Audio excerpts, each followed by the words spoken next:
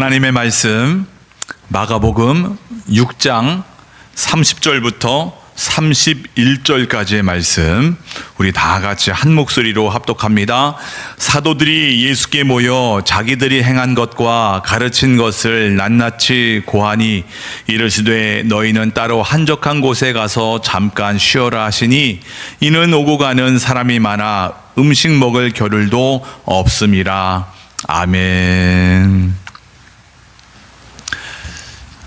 제목 한번 읽어볼까요? 다 같이 시작. 지금은 휴식할 때. 지금은 휴식할 때. 지난 주 중에 아내와 조용히 기도하는 시간을 갖고 싶었습니다. 스케줄을 만들어서 아이들을 다른 친척 집에 맡기고 다녀와야 할 수밖에 없었지요. 근데 가족들이, 친지들이 다 위쪽에 있으니까 최소한 4시간, 5시간 이상을 가서 아이들을 맡기고 갈 수밖에 없었지요. 그러니 아이들을 데리고 지난 주 중에 차로 이동을 하고 있었지요. 한 4-5시간 차 안에서 머물러야 하니 그 아이들이 얼마나 지루했겠습니까? 얼마나 힘들었겠습니까? 그럼에도 아이들이 기쁘게 갈 수 있는 방법이 딱 하나 있었어요. 어떤 방법이었을까요? 네. 고속도로 타고 가다가 중간중간에 있는 휴게소에 들려서 맛있는 음식도 먹고 맛있는 먹거리도 먹을 수 있는 시간을 주는 거죠. 그래서 차 안에서 계속해서 먹으면서 가면 되는 거죠. 아이들은 자다가도 이 휴게소에 도착하면 여지없이 일어나서 먹을 것을 찾곤 했습니다. 우리의 인생 또한 그렇지요. 짧고도 긴 인생이라고 말할 수 있겠습니다. 우리 각자는 내게 주어진 그 삶의 자리에서 최선을 다해서 열심히 성실하게 일을 하며 살아갑니다. 그러나 우리가 너무나도 잘 알고 있는 것처럼 우리의 마음과 우리의 몸이 한계를 가지고 있습니다. 그러니까 사람이 항상 일만 하며 살아갈 수는 없다는 거죠. 중간중간마다 쉬어야 한다는 거예요. 계속해서 고속도로를 달려갈 수 없는 거예요.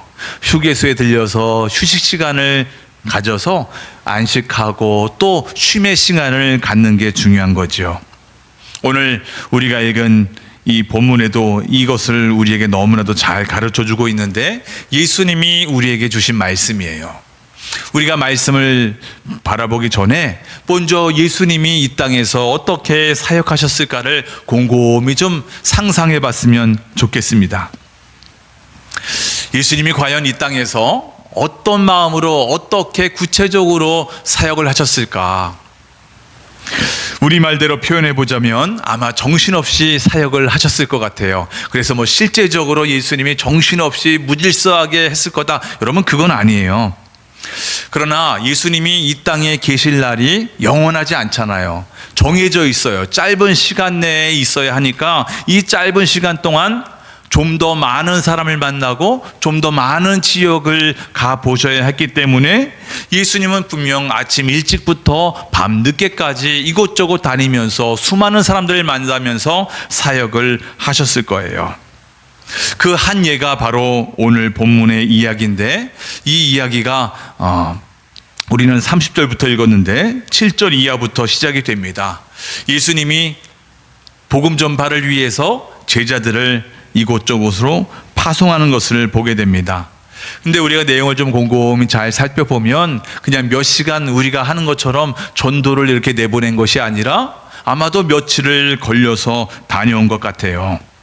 근데 그 제자들이 전도 사역을 한 것을 가만히 들여다보면 예수님이 그동안 해오셨던 것을 그대로 본받는 것을 봅니다.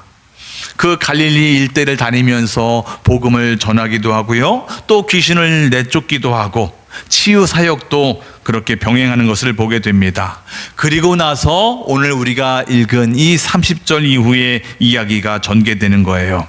오늘 30절을 세번역판으로 한번 읽어볼까요? 다 같이 시작.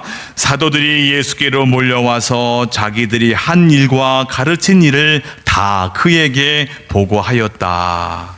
여러분, 근데 오늘 본문을 보니까요, 그 제자들을 평상시는 제자라고 이야기하다가 오늘 이 본문에서만 특히 사도라고 이야기를 합니다. 사도. 여러분, 사도가 무슨 뜻이에요? 네, 보내심을 받은 자, 어떤 특별한 목적, 특별한 사명을 위해서 주님이 부르시고 그들을 어떤 주의 종으로 파송하는 거죠. 이렇게 이 사람들이 사도로서 그 전도 사역, 선교 사역을 잘 감당하고 돌아왔어요. 그리고 오늘 본문 우리가 읽은 것처럼 예수님께로 몰려왔어요. 여러분, 한번 상상의 나래를 펼쳐 보아야 돼요. 제자들이 왜 몰려왔을까요? 오늘 본문을 보니까 자기들이 한 일과 그동안에 가르쳤던 모든 일들을 다 낱낱이 다 예수님에게 보고했다는 거예요.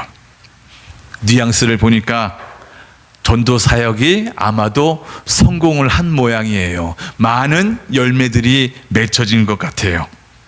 많은 사람들이 이들의 가르침에 깊이 깨닫고 회개하고 놀라기도 하고, 많은 환자들이 치유받고, 귀신 들린 사람이 노임을 받고, 많은 고침을 받고 회복하고, 이런 놀라운 생명의 역사들이 많이 일어난 것 같아요. 그러니까 이 사람들이 헐레벌떡 몰려와가지고 그 사역의 열매를 주님께 막 쏟아내는 거예요. 단 하나도 빼놓지 않고 다 쏟아내는 거예요. 숨 돌릴 겨를도 없어요. 그냥 막 쏟아내는 거죠. 비록 몸과 마음이 피곤할 수 있어도 그럼에도 불구하고 수많은 열매들로 인하여서 흥분하지 않을 수가 없었던 거예요. 지난 여름 성경학교, 연합성경학교 때도 그랬어요. 여러 목사님들과 사모님들, 선생님들이 열정을 다해서 자신의 그 모든 것을 쏟아내는 것을 제가 봤어요. 그래서 저는 그분들에게 이렇게 인사하지 않을 수가 없었어요. 목사님 괜찮으세요? 사모님 괜찮으세요? 좀 회복하셨어요? 아프진 않으세요? 병 안 나셨어요? 왜요? 그만큼 쏟아내는 열정을 다해서 사역하시는 분들을 봤기 때문인 거예요. 여러분, 왜 그분들이 그렇게 자신의 모든 것들을 쏟아냈을까요? 내가 주님의 종으로서 나를 불러주신 것만 해도 감사하고, 내가 하나님께 쓰임받는 것만 해도 참 감사한데, 이런 나의 작은 몸부림, 작은 이 섬김이 아이들을 변화시킬 수 있고, 또 아이들이 은혜 받는 모습을 가만히 내 눈으로 바라보고 있는 거예요. 아이들이 조금씩 변화되는 모습을 바라보면, 아이들이 찬양을 막 뜨겁게 하고 하나님을 향해 높이는 모습을 바라보며, 아이들이 조금씩 은혜 받는 모습을 보니, 내가 이까짓 건 피곤쯤이야 능히 더 감당할 수 있는 거 아니겠어? 감격과 감동의 물결이 온 거예요. 여러분, 오늘 본문의 말씀의 그 뉘앙스를 다시 한번 잘 살펴보세요. 다 같이 한번 상상해 보세요. 자기들이 한 일과 가르친 일을 다 그에게 보고하였다. 또 우리 개역개정판으로 보면 자기들이 행한 것과 가르친 것을 낱낱이 보고하니, 하나도 빠짐없이 다 보고했다는 거예요. 반대로 말하면 예수님이 이들이 와가지고 자기들이 한 일과 사역의 모든 열매들을 낱낱이 그렇게 다 보고할 때에 우리 주님이 집중해서 그들의 이야기를 다 들으셨다는 거예요. 다 보고를 받으셨다는 거예요. 그러니 우리 주님 마음이 어떻겠습니까? 내 제자들이, 내 이 자녀들이 너무나도 기특한 거예요. 그래, 내가 키운 보람이 있구나. 여러분, 남을 가르치는 그 선생이 가질 수 있는 최고의 보람이 무엇입니까? 내 제자들이 내가 가르쳐준 대로, 또는 내가 살아간 그 모습 그대로 답습하며 그렇게 삶으로 드러내는 모습을 볼 때 정말 참 미소가 지어지고 흐뭇하고 감사하고 고마운 것 아니겠습니까? 여러분, 예수님의 사역을 어떻게 하셨다고요? 우리 세 가지로 말할 수 있잖아요. 마태복음 9장 35절에 보면 예수님은 늘 세 가지 말씀을 가르치셨고 천국 복음을 전파하셨고 그리고 모든 질병과 약한 것들을 고치시는 이 사역, 이 세 가지 사역을 하셨다는 거예요. 이 세 가지 사역을 통해서 이 사람들을 변화시켰다는 거예요. 하나님의 자녀로 회복시키셨다는 거예요. 그렇다면 어떤 마음으로 이렇게 진실하게 우리 주님이 사역을 하셨을까요? 이어지는 36절을 세 번역판으로 읽어봅니다. 다 같이 시작.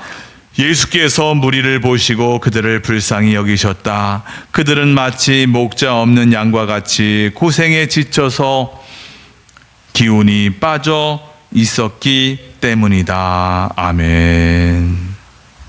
먼저 우리 주님이 무엇을 보셨대요? 무리를 보셨다는 거예요. 그 한 사람 한 사람 그 무리를 보셨다는 거예요. 그들의 영과 혼과 몸을 꿰뚫어 보셨다는 거예요. 우리의 실상이 어땠는데요? 온갖 사탄에게 유린당하고 온갖 불의와 불법이 가득한 이 세상에서 우리의 몸과 우리의 마음이 지쳐 고통하고 있었다는 거예요. 그런 우리를 바라보시면서 우리 주님이 불쌍히 여기셨다. 불쌍히 여기셨다. 옛날 성경에는 민망히 여기셨다. 내가 이러려고 이 사람들을 지은 게 아닌데 하나님의 품 안에서 영원한 생명을 누리며 사는, 행복해하는 그런 우리 인생들을 기대하셨는데 그 실상을 보니까 정반대였다는 거예요. 그런 모습을 보며 우리 주님은 불쌍히 여기지 않을 수가 없었다는 거예요. 애타는 심정, 애가 타는 거죠. 그 모습이 마치 목자 없는 양과 같다는 거예요. 여러분, 양에게 목자가 없으면 죽은 것과 같습니다. 죽은 것과 같아요. 그런 우리를 바라보시면 그 주님의 그 애통함이, 그 애절함이 오늘 제자를 통해 드러나고 있는 거예요. 그 제자들이 며칠 동안 최선을 다해서 전도하는 동안 그 영혼을 향한 뜨거운 애타는 그 심정이 이 제자들 마음속에 있는 거죠. 우리 주님이 이런 제자들을 보면서 얼마나 고맙고 감사한지, 한편으로는 얼마나 흐뭇해 하셨을까요?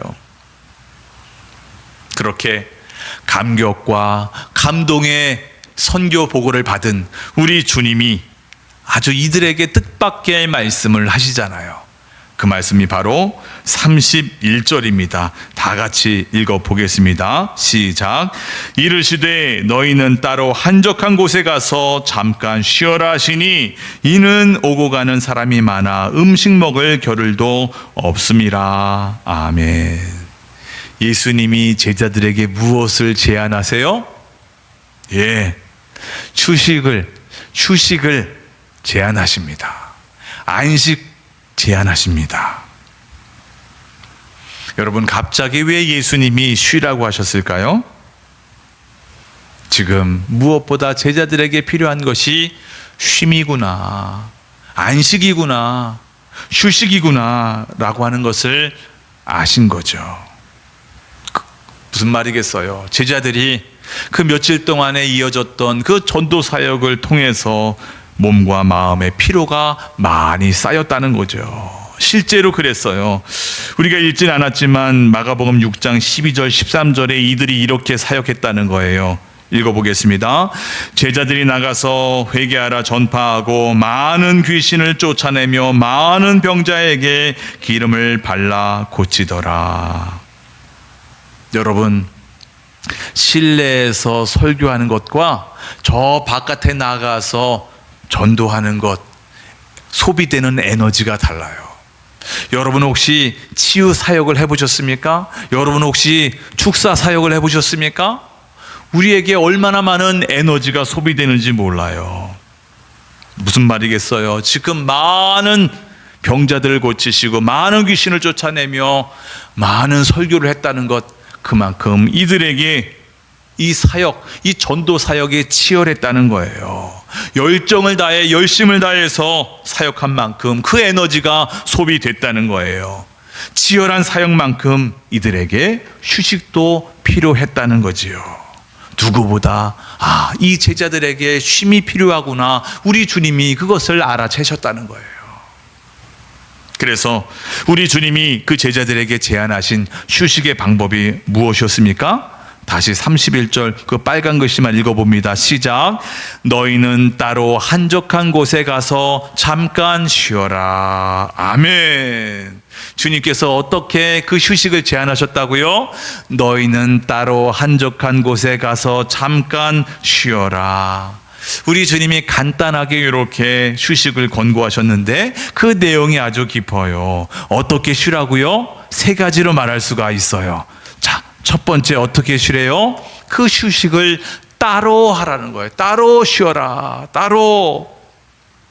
지금 예수님과 제자들이 있는 곳에는 오고 가는 사람들이 참 많았다고 성경에서 기록하고 있습니다. 여러분 한번 상상해 보시기를 바랍니다. 예수님이 가시는 곳곳마다 그곳에는 인산인해를 이루었어요. 어떤 사람이 있었습니까? 나는 주옥 같은 그 주님의 생명의 말씀을 듣고 싶어요. 나 치유받고 싶어요. 나 고침을 받고 싶어요. 나 회복하고 싶어요. 이런 사람이 있었는가 하면 그저 예수님이 궁금해서 와보는 사람들도 있었어요. 호기심에 와보는 사람들도 있었습니다. 이렇게 각양각색의 사람들이 예수님을 찾으니 예수님이 가시는 곳곳마다 사람들로 가득 찬 거죠. 여러분 잠깐 이 모습을 상상해 보기만 해도 저는 스트레스 충만이에요. 물론 우리 사람은 사회적 존재라고 하잖아요. 함께 더불어서 공동체를 이루며 사회를 이루며 살아가야 하는 존재라는 거예요. 그래서 하나님이 우리에게 주신 공동체가 참 많습니다. 제일 작은 가정 공동체를 주셨습니다. 우리 지금 모인 것처럼 교회 공동체도 주셨고요. 이 지역사회 공동체도 주셨습니다. 우리 학교 공동체도 주셨고요. 또 민족 공동체도 주셨고 대한민국이라고 하는 나라 공동체도 주셨습니다. 그렇게 모여서 내가 그 공동체 안에서 소속감을 느끼면서 사는 존재라는 거예요. 그러나 때로 우리 사람은 진정 사람인지라 홀로 있을 때도 있어야 한다는 거예요. 수많은 사람들과 격리되어야 할 때가 있다는 거예요. 그래서 내 가정만 있을 수 있는 우리 집이 필요한 거예요. 그리고 우리 집 안에서도 내 방이 필요한 것 아니겠습니까? 나만의 고요한 시간을 보내고 싶을 때가 얼마나 많이 있습니까?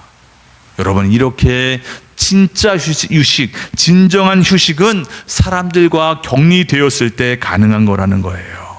제대로 된 쉼을 얻기 위해서는 사람들을 피하는 게 좋습니다. 이번 연합성경학교가 끝나면서 쉼이 필요했습니다. 그래, 내가 진정한 쉼이 있으려면 그 쉼을 누리려고 하면 아이들과 좀 떨어져 있어야 되겠다. 그래서 아이들을 친척집에 맡긴 것 아니겠습니까? 그 아이들의 입장에서 본다면 다른 도시에 가서 친척들과 함께 다른 볼거리들, 먹거리들 이런저런 시간을 보내면서 그 아이들은 여행을 하는 기분 아니었겠습니까? 그러니 아이들도 만족스럽고 우리도 만족했습니다. 우리가 간 곳이 시골의 어느 영성센터였는데 그것은 상대적으로 사람들이 적었습니다. 무엇보다 좋았던 것은 그 영성센터가 강조하고 있는 것 중에 하나가 바로 침묵이었습니다. 침묵. 그래서 숙소 내에서도 말을 줄이고 속삭이라는 거예요. 그러다 보니까 사람들의 소리를 많이 듣지 않을 수 있었고 또 아내와의 대화를 나눌 때도 적당히 그리고 작은 소리로 하다 보니까 아주 오랜만에 진정한 쉼을 누린 것 같아요. 쉼다운 쉼, 휴식 같은 휴식, 안식다운 안식을 누린 기분이었습니다.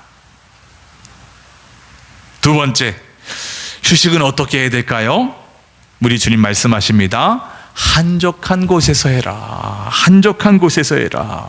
그래요. 여러분, 사람이 휴식을 할 때에는 적절한 환경과 장소가 너무나도 중요합니다. 내가 도시에서 쉴 것인가, 내가 시골에서 쉴 것인가 하는 차이가 큰 거예요. 물론 내가 평상시에 어떤 삶을 살았느냐에 따라서 어떤 때는 도시에 가서 쉬는 것도 좋고요. 또 어떤 경우에는 시골에 가서 쉬는 게 좋습니다. 다만 도시에 사는 사람들이 많다 보니까 상대적으로 사람들을 많이 만나게 됩니다. 그리고 도시에는 무엇이 있습니까? 인위적인 게 참 많지 않습니까? 벽돌이 많아요. 뭐 있습니까? 콘크리트 건물이 많아요. 그리고 바닥에는 뭐가 깔려 있어요? 아스팔트가 깔려 있습니다. 철판으로 만든 자동차들이 있어요. 하루 종일 보기 싫어도 봐야 되고요. 거기서 나오는 소리를 들어야 됩니다. 반대로 시골을 상상해 보세요. 아름다운 자연 그대로의 모습이 있지 않습니까? 아늑하고 초록초록한 산이 있잖아요. 또 산과 산 사이에 흐르는 그 골짜기 계곡에 이런저런 물소리가 들리지 않습니까? 산에는 이런 물을 들꽃이 우리의 눈을 사로잡고 있습니다. 온갖 곤충들의 울음소리가 귓가에 맴도는 거예요. 제가 이번 주중에 갔던 영성센터에서 바라본 자연 환경을 잠깐 보여드릴까요? 어때요? 시골이었는데 너무 예쁘지 않아요? 저는 이곳에 자주 가서 그 녹색녹색한 초록초록한 이 들판, 이 논을 바라보며 또 산을 바라보며 얼마나 감사한지 몰라요. 또 중간중간마다 날씨가 비도 오고 그랬는데 동영상도 한번 찍어봤어요.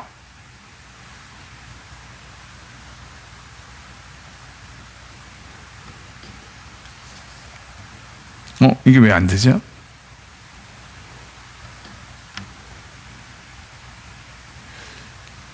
이게 지금 동영상인데 안 되네요.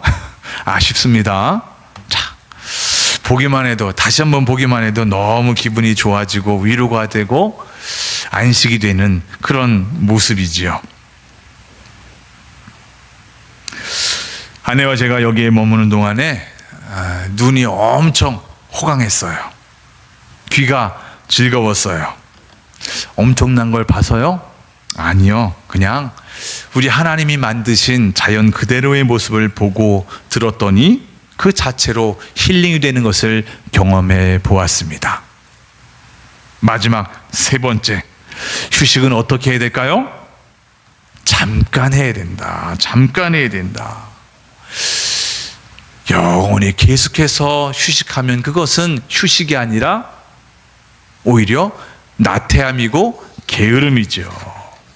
성경에 엘리야 선지자가 갈멜산에서 바알 선지자 450명과 영적 대결에서 아주 멋지게 승리하지 않았습니까? 그 후에 그 아합 왕의 부인 이세벨이 선전포고하잖아요. 협박을 하잖아요. 너 당장 내가 죽이겠다. 그 말 한마디에 기가 죽어서 이 사람이 광야까지 가서 몰래 숨어가지고 그 로뎀나무 안에서 죽기를 갈망했어요. 상상이 안 되지 않습니까? 그만큼 이 사람이 번아웃이 됐다는 거예요. 다운됐다는 거예요. 그때 하나님이 이 엘리야를 어떻게 다루시던가요? 야, 빨리 일어나. 너 일어나라. 일어나. 야, 주의 종이 창피하게 이게 뭐냐? 일어나. 여러분 그러시던가요? 아니요. 아니요. 아무 말도 하지 않으셨어요. 참 신기하게도 아무 말 안 하시고 그저 천사를 통해서 위로하고 먹을 것을 계속해서 공급해 주셨어요. 감동적인 장면은 그 다음이었어요. 이 사람이 일어나서 먹고 마신 다음 엘리야가 다시 누웠다는 거예요. 먹었으니까 쉬었으니까 일어나는 것이 아니라 먹고 다시 누웠다는 거예요. 무슨 말이에요? 하나님이 판단하시기에 지금 엘리야는 휴식이 필요했다는 거예요. 그래서 일부러 계속해서 쉬게 놔두셨다는 거예요. 그래 엘리야야, 그래 좀 더 쉬어. 그래 쉬어. 그래 너는 좀 더 쉬어야 돼. 그리고 부족하지 않게 넉넉하게 그 필요한 것들을 계속해서 공급해 주시는 그 하나님을 우리가 보게 됩니다. 여러분, 근데 여기서 끝이 아니에요. 여기서 끝이 아닙니다. 하나 더 있어요. 열왕기상 19장 7절 이렇게 말씀합니다. 우리 다 같이 읽어봅니다. 제가 안 했네요. 제가 읽어드리겠습니다.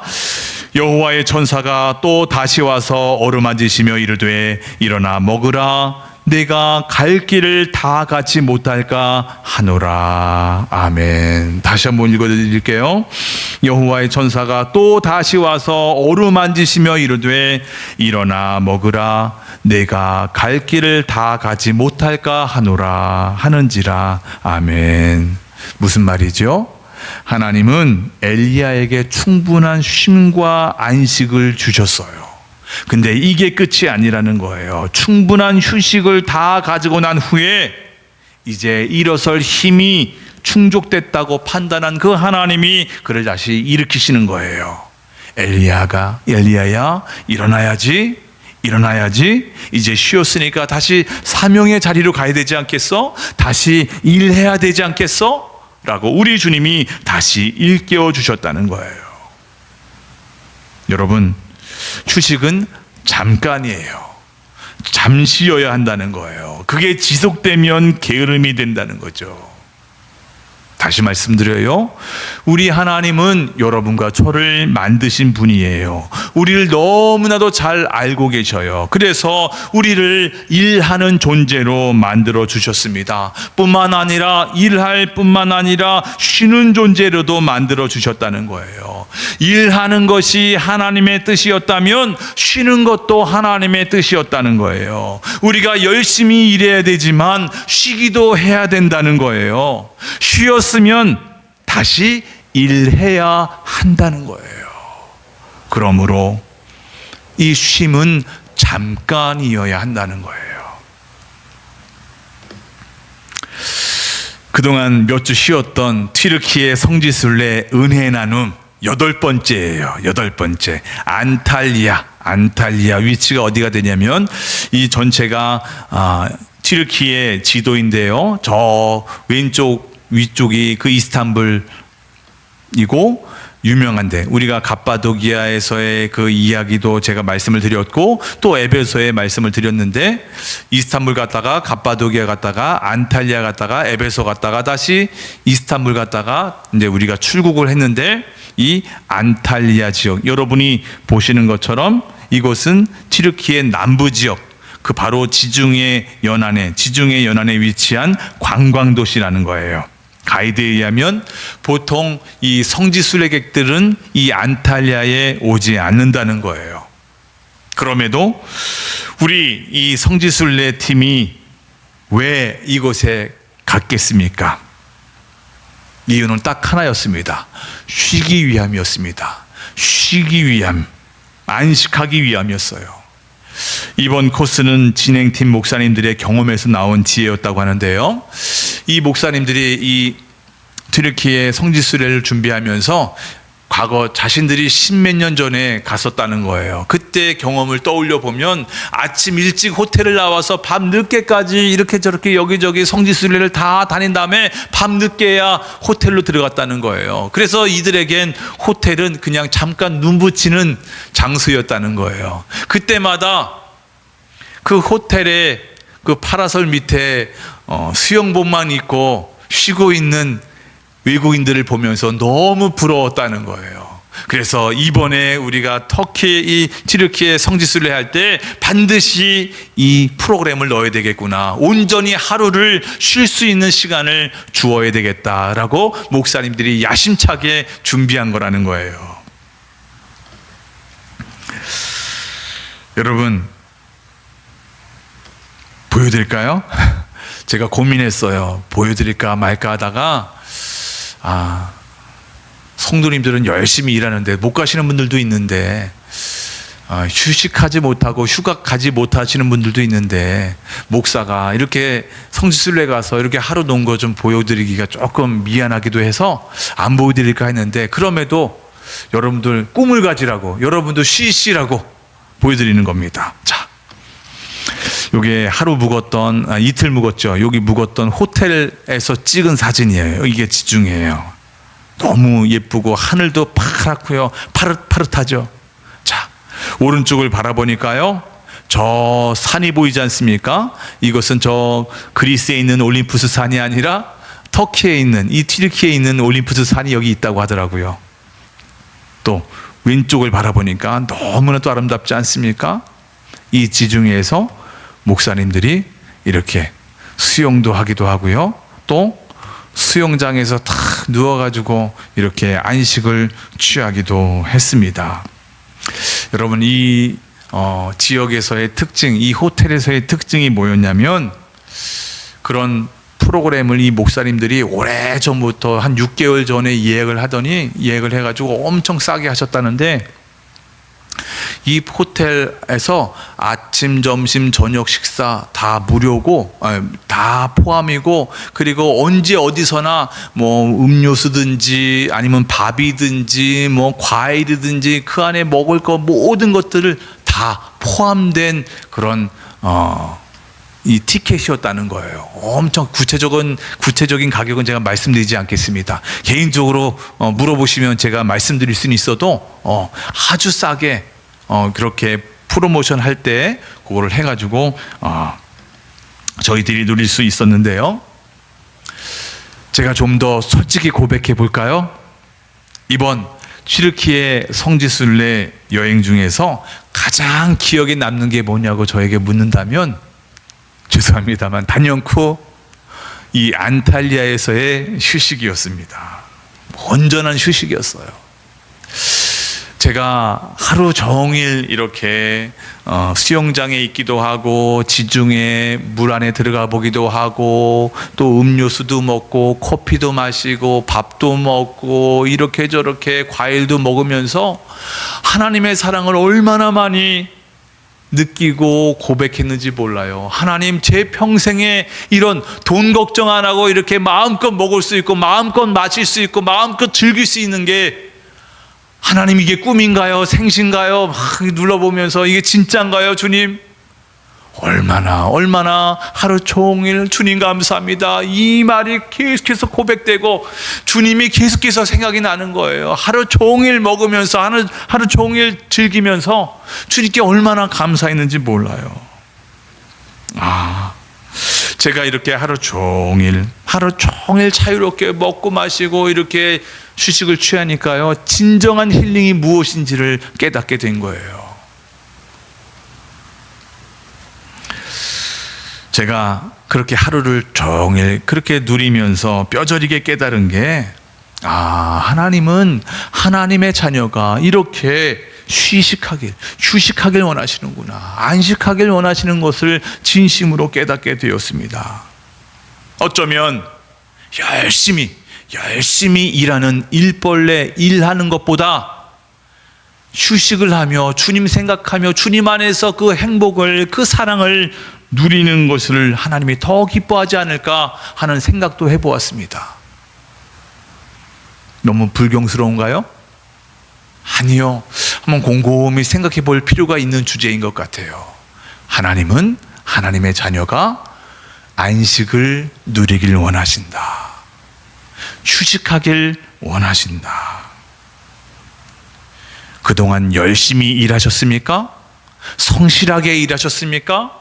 아침부터 밤 늦게까지 최선을 다해서 성실하게 일하셨습니까? 그렇다면 지금은 안식할 때입니다. 휴식할 때입니다. 우리 주님은 일하는 여러분을 기뻐하시지만 또 쉬는 것을 기뻐하시는 주님이십니다. 안식하며 주님의 사랑을 누려보시기를 바랍니다. 그의 사랑이 한이 없을 겁니다. 재충전해서 다시 한번 도약하는 여러분과 제가 되길 주의 이름으로 축복합니다.